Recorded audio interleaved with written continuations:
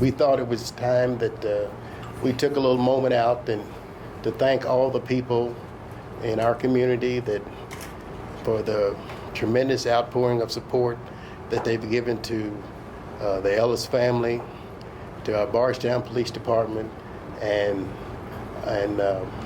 tell the community just how much we appreciate all the outpouring of support they've given us. To Supporting Heroes, a nonprofit volunteer organization that helps with the downed police officers' funerals, military funerals. They have been tremendous help to us in orchestrating this endeavor that we've been going through. This is not something that we normally do on a day-to-day basis in the city of Bardstown. As a matter of fact, it's the first time we've had a downed officer in the history of the Bardstown Police Department. So this is something new for us.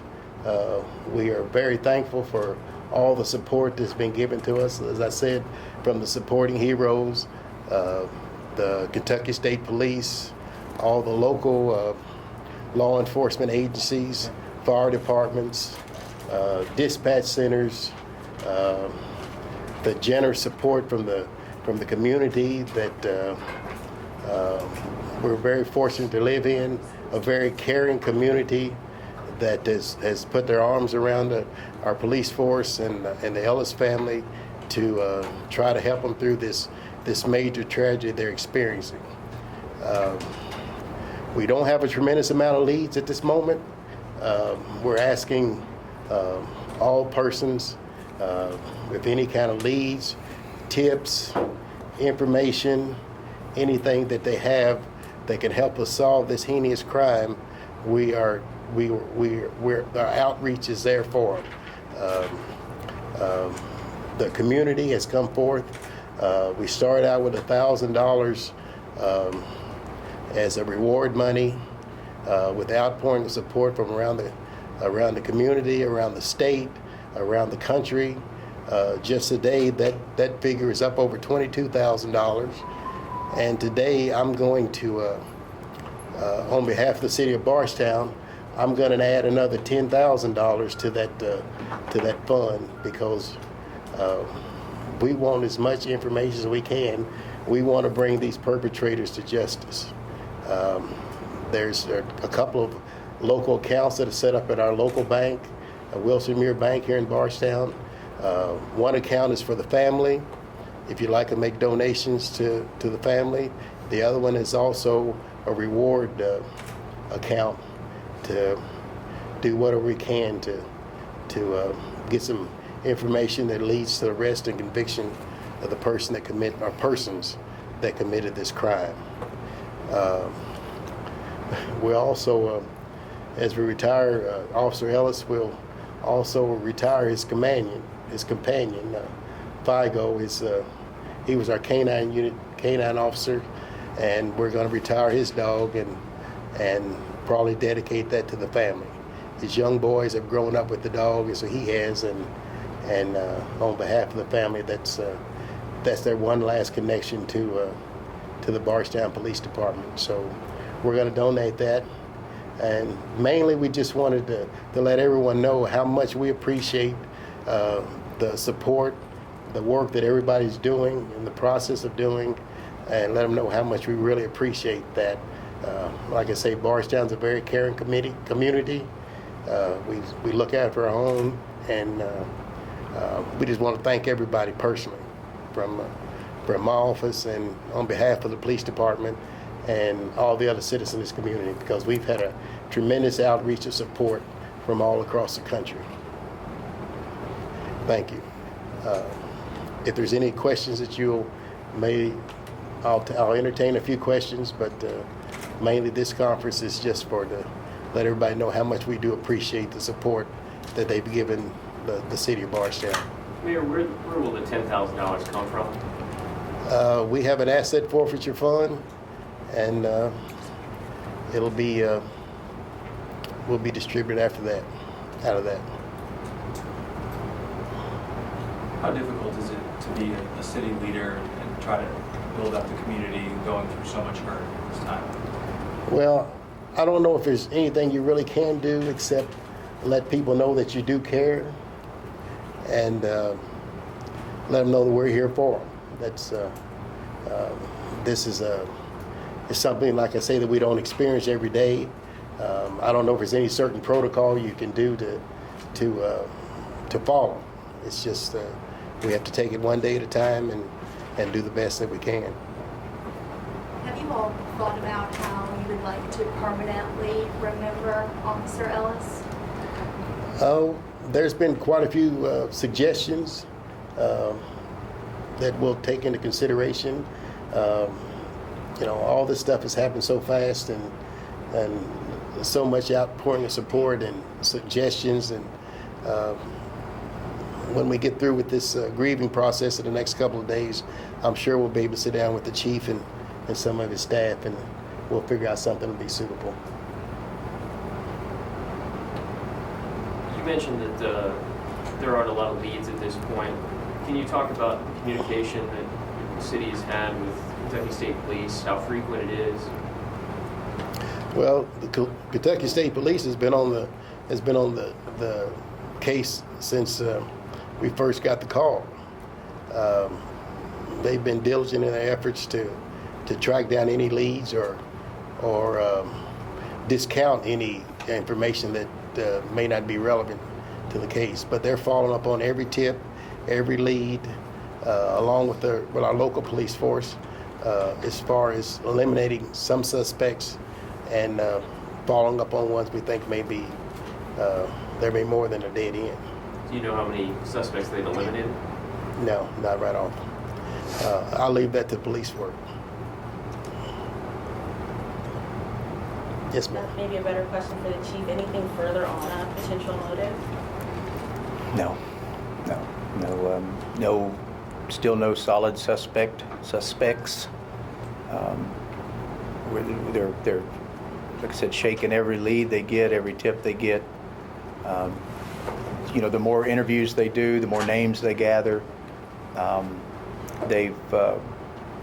You've probably seen it on a lot of the social networking. A lot of people want to brag and talk trash about whether they're happy that it happened or, pegging somebody or trying to brag about it. So we're making sure that we attempt to locate them and talk to those folks as well. Since they want to be so open about it, we want to make sure we're doing our job as the police and investigating them as well. So. Are you able to glean anything from that, Chief? Are you of the belief at this point that his death was a result of his police work? Yes, absolutely. Anything specific, a specific case? No specific case. I mentioned earlier at the first press conference this morning, he's as active as he was. There's no one area, one person, one group, one part of town that we can focus on. It's just so widely spread. So you're saying at this point, we do believe that he was targeted, it wasn't just some sort of random, he was in the wrong place, wrong time kind of thing? We have to always leave that door open slightly, but we believe that he was the target. It was just too methodical, too precise. No one has that kind of luck. If that's what they were just trying to be random. When did that belief change? Because if I recall correctly, Sunday, you guys had not ruled out the possibility that it was a random target. So can you talk about when that belief changed and what led to that? I think in the last couple days, it's just people talking. The fact that we believe if it was random, there could have been another one. You see what I mean? That it's almost like the job was done, sort of thing. Dare I compare it to like the DC sniper? And please, in no way do I mean that. But every couple of days there was, you see what I'm saying? There was, which obviously led to, well, this is random, Whereas this was, as I said, methodical, precise, set up, planned, and executed in a perfect fashion, unfortunately. were there ever any prior threats to Officer Ellis? No. No, ma'am. Yes, ma'am. Even operating under the belief that he was targeted specifically, how difficult for you and the department is it to have, not knowing a motive at this point, to have lost someone, the first officer in your history, and to not be able to say why?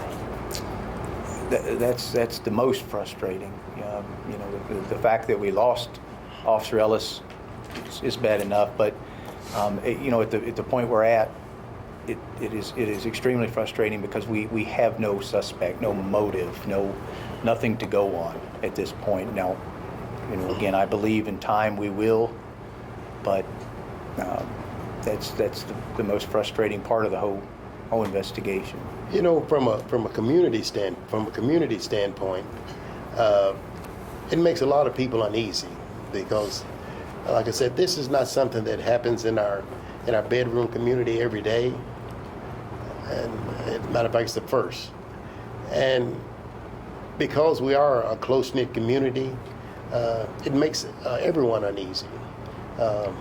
Even our uniformed officers. You know, it's not very seldom that they would come out of their house and just get in their car and go away. Now they have a second thoughts about should I, you know, look out my back door before I get in my cruiser, or just people randomly that because there's no sense to, there's no logic to this ambush, and it just makes people worry. Like if there is someone out there that's not necessarily targeting police, or someone that's bold enough to take on a holstered officer that's strapped down and could fire back, but yet is bold enough to take that challenge on, this person might take on anyone. So the community as a whole is a little uneasy. It'll take some time for us to get back to our confident routine that we do, but it shook up a whole community, and that's where we as leaders have to try to, you know, put some sense to this, and why we want to solve this situation, because we don't want to be a community that's constantly looking over our shoulder every time that we walk out our front door. That's not what we do here in Bardstown. Chief, what additional security measures have you taken with your officers since this? We've most of the calls we make generally are to officer response, but right now we've got every call to officer response.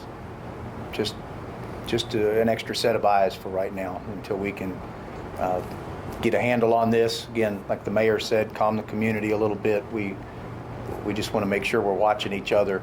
And again, earlier I said, you know, trying to stay focused, keeping our emotions out of it so that we don't get someone else hurt. Let our guard down and someone else gets hurt. So, do you have any reason to believe that the suspect or suspects are in this general area, or if they've gone somewhere else in the state or in the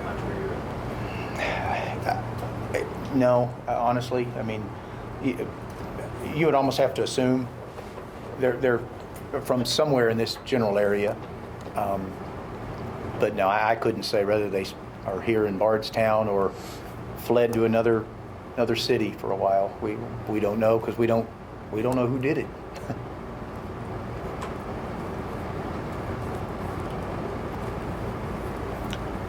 No other questions? Well, we thank you all for being here and getting our story out. We appreciate that, and hopefully soon we can bring some closure. We can bring some closure to this whole ordeal. Thank y'all very much for being here.